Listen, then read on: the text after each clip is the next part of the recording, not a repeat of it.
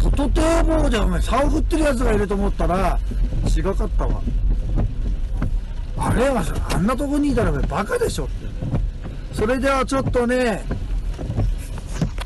外を映したいと思います。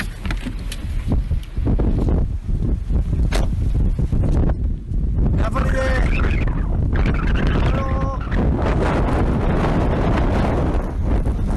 風がすごい。これがね、ここですね。すっごい風。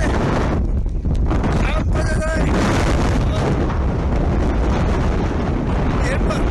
現場のごジャンプは、現場のごジャンプです。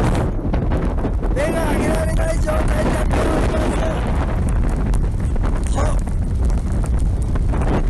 本当に痛い。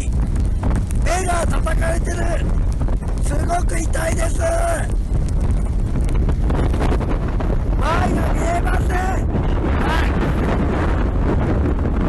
前が見えない。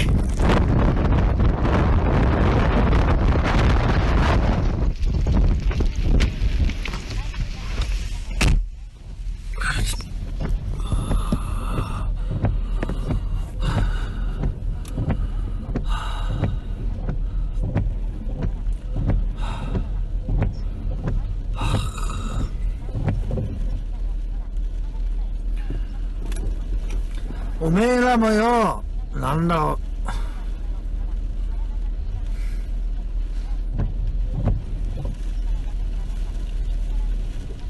携帯が壊れた。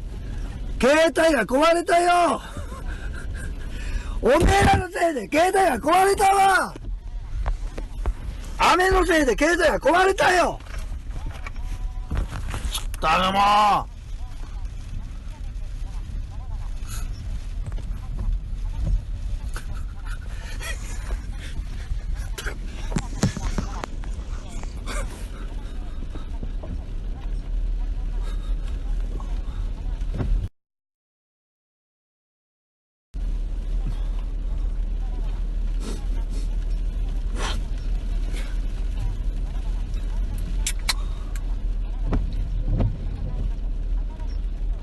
じゃあ携帯が壊れたんだよ、おめえらのせいで。